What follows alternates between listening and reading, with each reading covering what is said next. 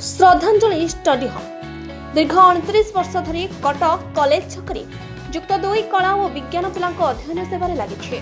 विगत 6 वर्ष HSC board result रे ए अनुष्ठान उल्लेखनीय सफलता रही। 2019 रे लिप्सा स्वाई 90% रखी राज्य में द्वितीय होते। यापर कोरोना 2 वर्ष परीक्षा बातिल। पुणी 2022 रे कला छात्री सूर्य स्नाता 94% रखी राज्य में तृतीय। 2023 रे खुशी आचार्य 92.5% रखी राज्य में द्वितीय। 2024 रे समीक्षानंद 93.16% रखी राज्य में द्वितीय। 25 रे दीक्षिता 92.5% रखी राज्य में पंचम और चलित वर्ष अंकिता नायक 97.5% रखी काल में राज्य में प्रथम स्थान हासिल कर।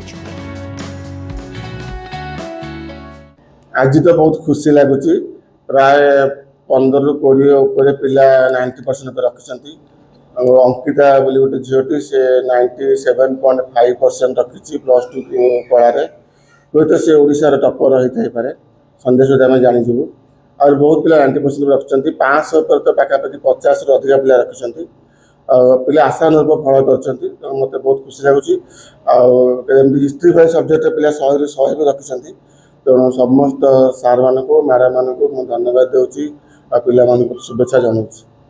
सर आपण मतरे श्रद्धांजलि स्टडी हब एमती को स्ट्राटेजी को अपनाए जोटा कि पिला मानु को प्रत्येक वर्ष एते सहाय्य करे एते भलो मार्क सिक्योर करिबे। मते आमे पिला को परीक्षार बहुत पूर्व कोर्स सारू रिवीजन पर एम्फासिस दो और वीएसटी एग्जाम करू। समस्त वीएसटी करंते आमे भी वीएसटी करू। किंतु वीएसटी रे आमे सब ग्रुप करके मेंटर चीफ मेंटर अलर्ट करू। लास्ट 2 मास तरी पिला को से माने आम मेंटर को गाइडेंस रहंती। पेरेंट्स माने भी हम गाइडेंस रुहंती। तेणु एटा रिजल्ट होपा गोटे बहुत मुख्य कारण।